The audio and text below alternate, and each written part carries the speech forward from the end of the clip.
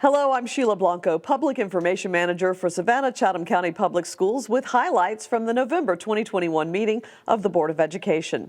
At the informal meeting, board members received a report on post-secondary accelerated options. Post-secondary accelerated options include advanced placement, dual enrollment, and international baccalaureate courses and their associated standardized exams. COVID impacted all post-secondary accelerated options measures by procedural changes and other factors. For this reason, school year 2020-2021 data is not comparable to prior years. In school year 2020-2021, 1,850 students successfully completed one or more AP, IB, or dual enrollment courses. Board members were also updated on the district's athletics and extracurricular activity operations during the pandemic. Capacity for both indoor and outdoor events were discussed, along with mask requirements. COVID screening at games and no-cost testing for athletes prior to games are mitigation steps that have been implemented. Also at the informal meeting, an update on district transportation was offered.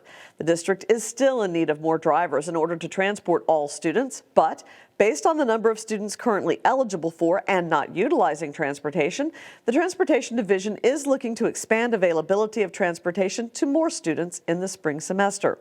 That expansion would encompass Priority Level 4 eligible elementary and K-8 choice program students. The board adopted the 2022 legislative priorities at the November 3rd regular meeting for use as a framework to advance the needs of the Savannah-Chatham County public school system in our work to ensure a high-quality education is provided for every student.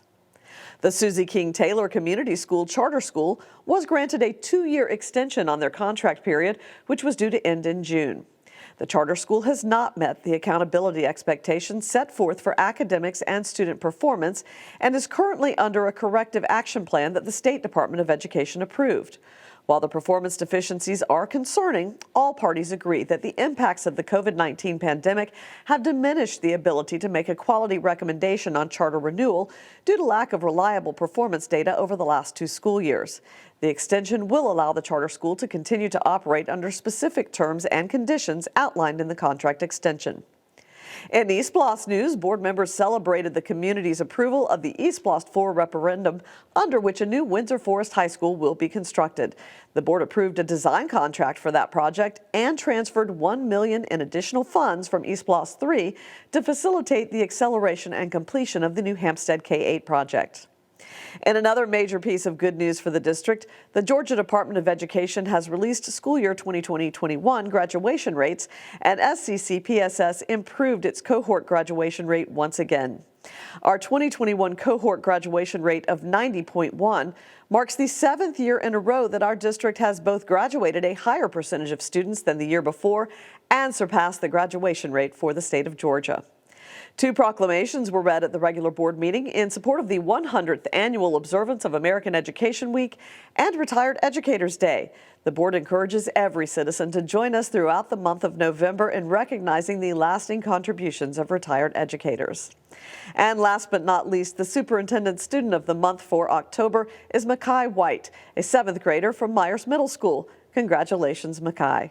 You can, of course, learn more about any of these stories by viewing the agenda items under board resources on sccpss.com. We thank you for your interest in Savannah-Chatham County Public Schools.